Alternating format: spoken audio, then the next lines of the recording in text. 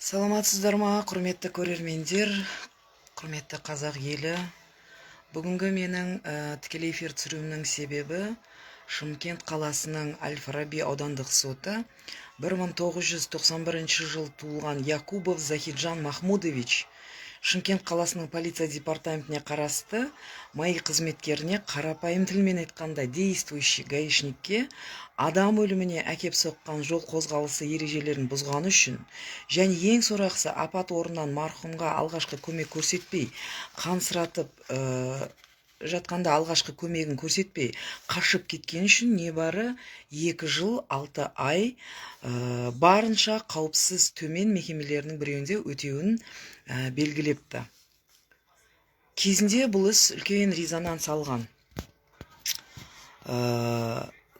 Шымкент қаласының полиция департаменті бұл іске аса көңіл бөліп, іздеп табу жұмыстары 21 күнге созылған. Неге 21 күнге созылып, сонша Шымкент қаласы бейне камераларға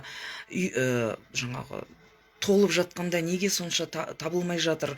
Тем более ол Шымкент қаласының орталығында болған оқиға, жол көлігі оқиғасы. Неге сонша ұзақ іздеп жатырсыз деп біз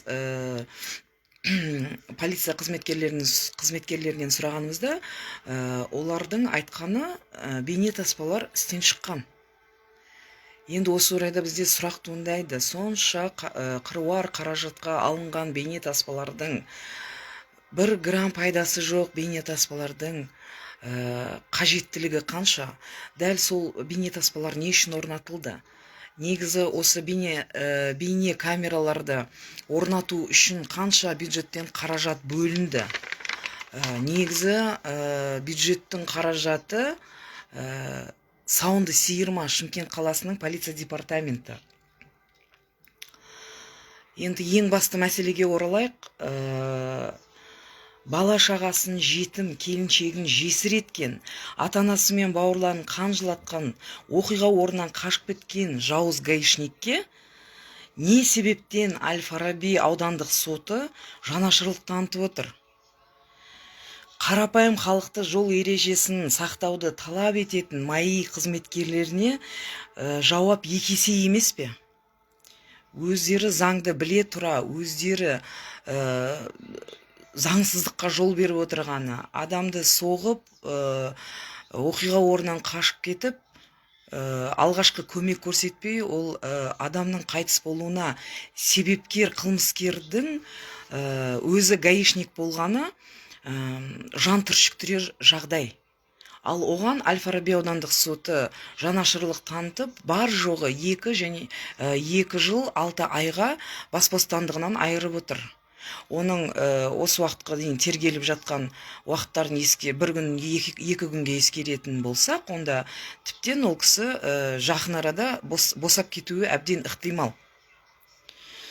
Енді бұл кезде ең сорақысы біздің бір таңғалдырып отырған мәселе, Әл-Фараби аудандық соты нені ескеріп, оған ең минимальны, ең аз срок беріп отырғаны бізді таңғалдырып отыр. Себебі қылмыскерді іздеу барысында, Шымкент қаласының полиция департаментінің тарапынан қылмыскерді іздеу барысында, бұл жауыз гаишник Якубов өзі барынша атсалысқан.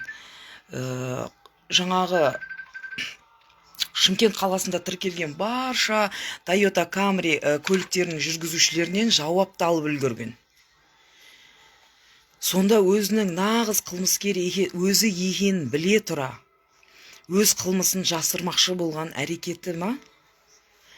Қарға қарғаның көзін шұқымайды кейпін кимей, барынша заң аясында бұл жауыз гаишникке адамды қансыратып өлуіне себепкер болған, бала шағасын жетім, келіншегін жесір еткен, бауырларын қан жылатқан, ата-анасын қан жылатқан жауыз гаишниктің және өз қылмысын жаппақшы болып, сол жерде әлі жұмысын жалғастырып, сол Toyota Camry көлігін іздеуге барынша атсалысқан гаишникке барынша қатаң жаза берілуін біз талап етеміз.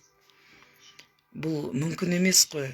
Өзінің қылмыскер екенін біле тұра өз қылмысын жасыру мақсатында деп айтуға болады. Себебі ол кісі өз еркімен барып мойындаған жоқ. 21 күн үндеген жоқ, барған жоқ полицияға, мойындаған жоқ. Тіптен жасырмақшы болып, басқа өзге Toyota Camry жүргізушілерін шақыртып, жауап та алған. Бұл соншалықты қандай жауыздық деуге болады ма бұны? Бұны не деуге болады? Бұл енді жаңағы, тем более гаишник. Ол жол ережелерін, заңды беске білетін азамат. Ол барлық қарапайым халықтан талап етеді жаңағы жол ережелерінің бұзылмауын. Не деген қыруар қаржы жаңағы айыппұлдар салынып жатыр. Ал дәл өзі гаишник, сол мен әтеге қарапайым тілде айтып жатырмын гаишник деп. Май қызметкері өзі заң бұзылған кезде, адам өліміне себепкер болған кезде, оған Әл-Фараби аудандық соты небәрі 2 жыл 6 ай береді. Себебі неде? Неге оған сонша жанашырлық танытып, неге оған түсіністікпен қарап отыр? Бұл не деген сөз? Бұны қалай түсінеміз? Әрине, әлбетте, біз бұл істі апелляцияға береміз. Бұл істің әлі жалғасы бар. Біз өз тарапымыздан бұл істі бақылауда ұстап отырамыз. Бірақ өз тарапымыздан қайталап айтам, жаңағы вышестоящий орган дейді ғой,